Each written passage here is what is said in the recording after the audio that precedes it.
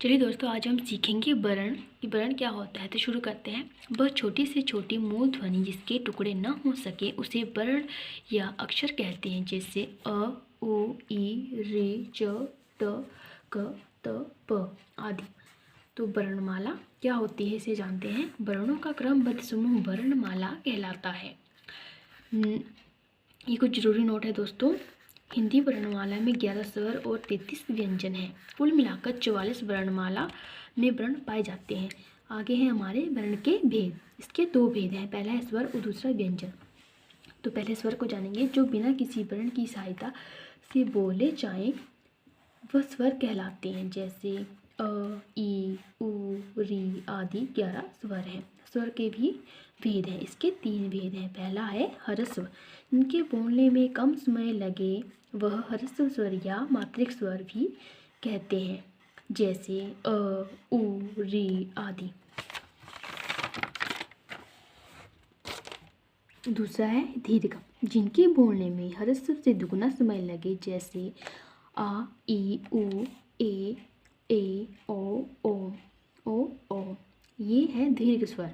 तीसरा है प्लुत, जिनके बोलने में ह्रस्व और दीर्घ से भी तिगुना समय लगे वे प्लुत स्वर कहलाते हैं, जैसे ओम, हे राम आदि।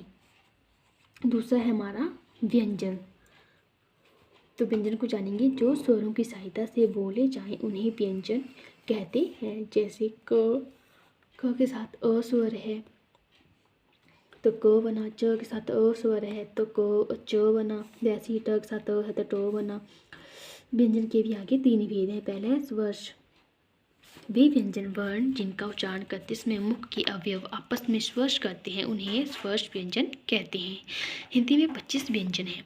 क पहला है क वर्ग, क, ख, ग, घ, ड़। च वर्ग में आएगा च, छ, झ, छ, ण। ट वर्ग में आएगा ट, ठ, ढ, ढ, ण। त वर्ग में आएगा त, थ, ध, ध, न। प वर्ग में प, फ, भ, भ, म। आगे आते हैं उत्कृष्ट में ड, अड़ और ढ। दूसरा है अंतस्थ व्यंजन। हिंदी के वे व्यंजन जो उच्चारण समय मुख विवर न तो पूरी तरह से बंद होता है और न ही पूरी तरह से खुला रहता है उन्हें अंतस्थ व्यंजन कहते हैं, जैसे य, र, ल, व।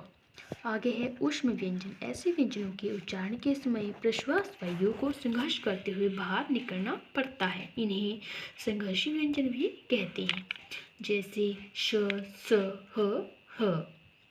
आगे कुछ अन्य बातें हैं जिन्हें जानना भी ज़रूरी है। तो पहले जैसे अल्पप्राण, महाप्राण, ये भी क्या होते हैं जानेंगे। पहला है अल्पप्राण, जिन व्यंजनों के उच्चारण में फेफड़ों से आने वाली वायु अल्प मात्रा में निकले उन्हें अल्पप्राण कहते हैं, यानी कि इन व्यंजनों के उच्चारण में फेफड़ों से श्वास वायु जो है वो बड़ी ही कम मात्रा में निकलती है, यानी कठिनाई से निकलती है। प्रत्येक वर्ण का पहला, तीसरा, पांचवा व्यंजन और य, र, ल, व आदि ये अल्पप्राण व्यंजन कहलाते हैं। दूसरा है महाप्राण व्यंजन, जिन व्यंजनों के उच्चारण में फेफड़ों से आने वाली वायु अधिक मात्रा में बाहर आए वे महाप्राण व्यंजन कहलाते हैं, जैसे प्रत्येक वर्ग का दूसरा, चौथा व्यंजन श, स, ह ये महाप्राण व्यंजन है।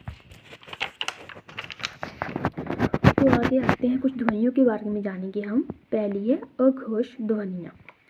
धीमी गति से विशेष स्थिति में उच्चारित स्वर ध्वनियाँ अघोष रूप धारण करती हैं, जैसे छ, क, थ, फ। धीमी गति से विशेष स्थिति में जो है वो ये ध्वनियाँ जो उच्चारित स्वर ध्वनि जो अघोष रूप धारण कर लेती हैं। तो दूसरी आती है हमारी घोष ध्वनि। हिंदी के सभी स्वर जो है घोष श्रेणी में आते हैं, यानी कि हिंदी के जितने भी स्वर हैं वो घोष श्रेणी में आएंगे, यानी कि 11 जो स्वर हैं वो घोष श्रेणी में आएंगे। आगे आते हैं अनुस्वार, अनुनासिक। अनुस्वार में आएगा अंग, इसका उच्चारण करते समय सांस केवल नाक से निकलता है, यानी कि इसका उच्चारण जो है वो केवल नाक से इसका उच्चारण हो पाएगा, जैसे रंग, पंख। दूसरा है अनुनासिक अंग, इसका उच्चारण मुख और नासिक दोनों से निकलता है, जैसे हंसना, पांच आदि। तो ये था हमारा आज का वीडियो। लाइक, शेयर, कमेंट और मेरे वीडियो अच्छे लगे तो मेरे चैनल को सब्सक्राइब करें।